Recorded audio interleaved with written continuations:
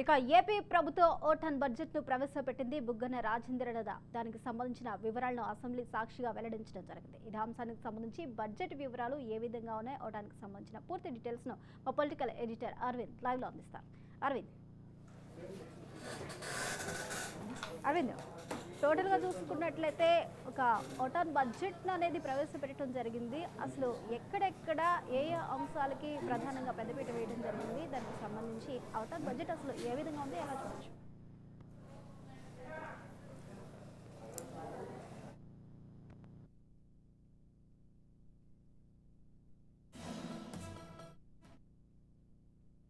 స్వప్న 2,86,389 కోట్లతోటి ఈరోజు ఆంధ్రప్రదేశ్ బడ్జెట్ని ఆంధ్రప్రదేశ్ ఆర్థిక శాఖ మంత్రి బుగ్గన రాజేంద్రనాథ్ రెడ్డి ప్రవేశపెట్టారు.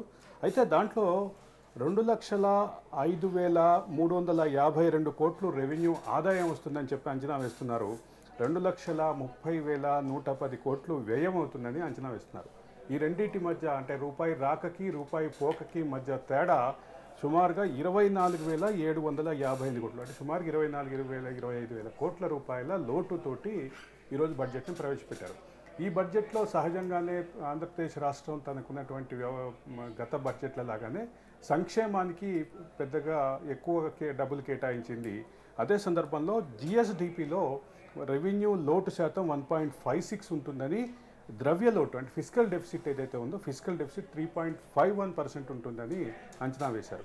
ఈ క్రమంలో మొత్తంగా బడ్జెట్ను చూస్తే ఈ బడ్జెట్ ప్రసంగాన్ని ఎన్నికలకి సంబంధించినటువంటి ప్రసంగంగా కనిపిస్తోంది.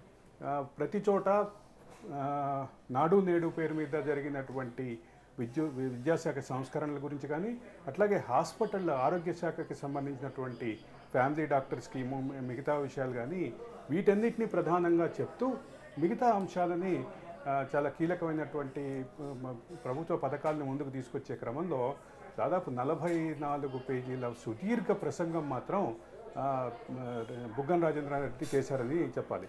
ప్రతి సందర్భంలోనూ అన్ని వర్గాలని కలుపుకుపోయేలాగా, అన్ని వర్గాలని సంతృప్తిపరిచేలాగా బడ్జెట్ ఉండాలి అని మాకు ముఖ్యమంత్రి ఆదేశం ఇచ్చారు అని చెప్పడం ద్వారా ఎన్నికలకి శంఖారావంగా ఈ బడ్జెట్ ప్రసంగాన్ని రాజేంద్రనాథ్ రెడ్డి చూశారని చెప్పాల్సింది. ఇక మరొక కీలకంగా కనిపిస్తున్నటువంటి ఒక అంశం ఏంటంటే, గత 10 సంవత్సరాలుగా ఆంధ్రప్రదేశ్లో నెగ్లెక్ట్ చేయబడినటువంటి రంగంగా మనం అందరం భావించేటటువంటి ఓడరేవులకి సంబంధించిన రంగం. 4 ఓడరేవుల నిర్మాణానికి 20,000 కోట్లని కేటాయిస్తూ 20,000 కోట్లతోటి 4 ఓడరేవులు చేపడతాం, దాని ద్వారా 75,000 మందికి ఉపాధి వస్తుంది అంటూ ఒక ప్రకటన చేశారు. ఇది కనుక నిజంగా ఆచరణ రూపం దాల్చితే మాత్రం ఆంధ్రప్రదేశ్ రూపురేఖలు మారిపోయే పరిస్థితి అయితే ఖచ్చితంగా ఉండే పరిస్థితి ఉంది. స్వప్న, డివిజన్ల సంఖ్య కూడా ఇప్పుడు పెంచినట్టు తెలుస్తుంది. 52 నుంచి 77కి పెంచడం. ఈ రెవెన్యూ డివిజన్లకి పెంపుకు సంబంధించి ఏ విధంగా మనం చూడాలి, ఎందుకోసం అంటారు, ఏ మేరకు ఉపయోగపడతాయి? Swapna, you are not audible. Okay Aravind, చెప్పండి. రెవెన్యూ డివిజన్లు కూడా 52 నుంచి 77కి ఈ రెవెన్యూ డివిజన్లు అనేవి పెంచడం జరిగింది.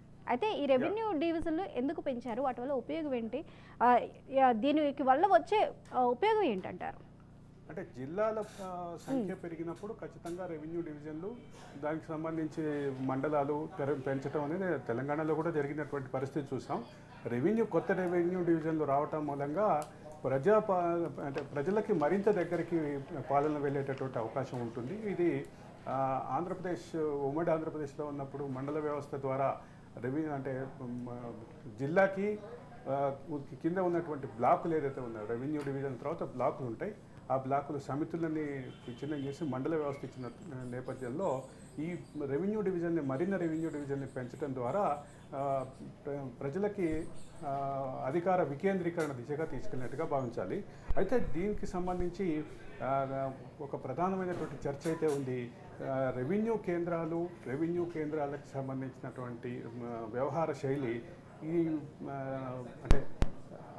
అవినీతికి ఎక్కువ ఆస్కారం ఇస్తుంది అంటూ ఒక విమర్శ అయితే ఉంది. ముఖ్యంగా ఆంధ్రప్రదేశ్ రాష్ట్రంలో రెవెన్యూ వ్యవస్థ మీద ఆ విమర్శ చాలా బలంగా ఉంది. కాబట్టి దీనికి సంబంధించినటువంటి ఫలితాలు ఎట్లా ఉంటాయి అనేది చూడాల్సినటువంటి పరిస్థితి ఉంది స్వప్న.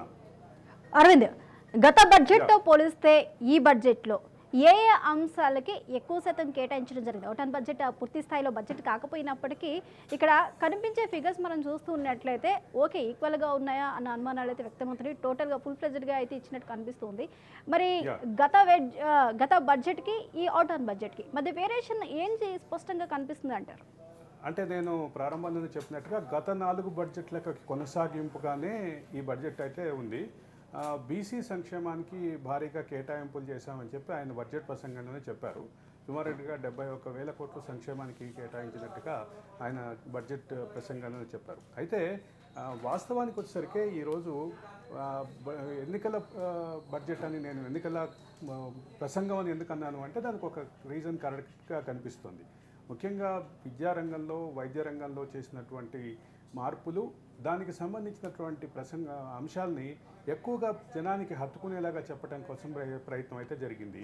ఆ క్రమంలోనే నాడు నేడు అనే పథకాన్ని తీసుకొచ్చి నాడు నేడులో జరిగినటువంటి మార్పులు, నాడు నేడు ద్వారా జరిగినటువంటి మార్పుల్ని ఆయన హైలైట్ చేస్తూ ముందుకు తీసుకెళ్ళినటువంటి పరిస్థితి కనిపించింది స్వప్న. ఓకే అరుణ్, కేవలం నాడు నేడు మాత్రమే కాదు, ఒకవేళ ఈరోజు బుగ్గన రాజేంద్రనాథ్ ఆర్థిక శాఖ మంత్రి ఇచ్చిన ప్రసంగాన్ని, అసెంబ్లీ ఇచ్చిన ప్రసంగాన్ని మనం ఒకసారి చూసినట్లయితే సంక్షేమ పథకాలు ప్రభుత్వం ఏవైతే ఇస్తుందో వాటిని చాలా చక్కగా నీట్గా ప్రజలకు అర్థమయ్యేలాగా మరొకసారి ఆయన పునరుద్ఘాటించిన పరిస్థితులు మనం అసెంబ్లీలో చూస్తాం. అంటే 2 నెలల్లో ఇంకా ఎలక్షన్స్ రాబోతున్నాయి, నోటిఫికేషన్ విడుదల కాబోతుంది అన్న నేపథ్యంలో ఖచ్చితంగా ఈ యొక్క బడ్జెట్ ద్వారా ఓటర్స్ని ఆకర్షించే ప్రయత్నం ఏమైనా జరిగిందా అన్న అనుమానాలు వ్యక్తపరుస్తున్నారు. మరి అది ఎంతవరకు వాస్తవం అంటారు? ఒకటి మాత్రం చెప్పక తప్పదు స్వప్న. గత 30 ఏళ్ళుగా నేను బడ్జెట్ని చూస్తున్నాను. ఈ బడ్జెట్లో ఇంత సుదీర్ఘ ప్రసంగం చాలా అరుదుగా చేస్తుంటారు. బడ్జెట్ ప్రసంగం అంటే రూపాయి రాక రూపాయి పోక, దానికి సంబంధించినటువంటి ప్రభుత్వ పథకాల్లో తీసుకున్నటువంటి నిర్ణయాలు అంతవరకు మాత్రమే చేసేటటువంటి పరిస్థితి నుంచి ఈరోజు పూర్తి స్థాయిలో రూపాయి రాక రూపాయి పోక స్థాయి దాటి పథకాలకు సంబంధించినటువంటి లబ్ధిదారులని టార్గెట్ చేస్తూ ఈ బడ్జెట్ ప్రసంగం జరిగింది. నేను ఇందాక చెప్పినట్టుగా 44 పేజీల బడ్జెట్ ప్రసంగం. సుమారుగా అంటే ఆయన ఇటువంటి సుదీర్ఘమైన ప్రసంగం నేను ఎక్కడా చూడలేదు. దాదాపు 1:45 నిమిషాలు 2 గంటల వరకు ప్రసంగం జరిగినటువంటి పరిస్థితి అయితే కనిపిస్తుంది స్వప్న. రైట్, టోటల్గా ఇదొక పొలిటికల్ బడ్జెట్కి సంబంధించి పొలిటికల్ స్ట్రాటజీతో రిలీజ్ చేసిన బడ్జెట్గా అయితే మనం భావించవచ్చు. Right, thank you Arvind.